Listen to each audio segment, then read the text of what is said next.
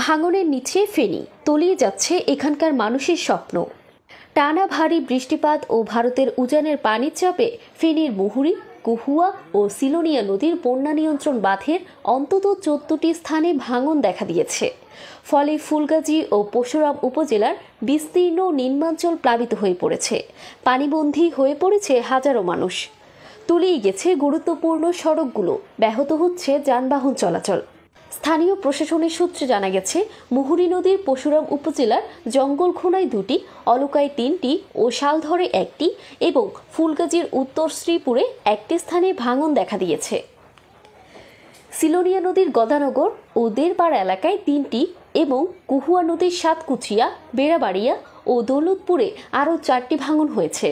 ফুলগাজীর বাসিন্দা মাসুদুর রহমান বলেন, বৃষ্টি কমলেও নদীর পানি কমেনি। বাঁধ ভাঙা জায়গা দিয়ে এখনও পানি ঢুকছে। নতুন নতুন এলাকা প্লাবিত হচ্ছে। নেটওয়ার্কও প্রায় বন্ধ। আগের অভিজ্ঞতা থেকে প্রশাসন শিক্ষা নেয়নি। পরশুরামের তুলাতুলি এলাকার বাসিন্দা আরিফ হোসেন জানান, গতকাল সন্ধ্যা থেকে হঠাৎ পানি বাড়তে থাকে। অনেক এলাকায় হাঁটু থেকে কোমর সমান পানি। রাস্তাঘাট ডুবে যোগাযোগ বিচ্ছিন্ন। ত্রাণের নামে এখনও কিছু পায়নি। এদিকে ফেনী শহরের জলাবদ্ধতা কিছুটা কমলেও ড্রেনেজ ব্যবস্থা দুর্বল থাকায় দুর্ভোগ শেষ হয়নি। একাডেমি এলাকার বাসিন্দা তোফায়েল নিলয় বলেন, অল্প বৃষ্টি হলেও ড্রেনেজ না থাকায় পানি জমে থাকে। দখলদারদের উচ্ছেদ ও খাল খনন ছাড়া সমাধান সম্ভব না। পরশুরাম উপজেলার ইউএনও আরিফুর রহমান জানান, রাত থেকে নতুন করে কোনো ভাঙন হয়নি।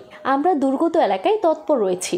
ফেনী আবহাওয়া অফিস জানায়, গত 24 ঘন্টায় মঙ্গলবার সকাল 9টা থেকে বুধবার সকাল 9টা পর্যন্ত জেলায় 306 মিলিমিটার বৃষ্টিপাত রেকর্ড হয়েছে, যা এই মৌসুমের সর্বোচ্চ।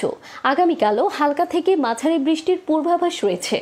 ফেনী পানি উন্নয়ন বোর্ডের নির্বাহী প্রকৌশলী আক্তার হোসেন মজুমদার বলেন, এখন পর্যন্ত 11টি ভাঙনের খবর নিশ্চিত হওয়া গেছে।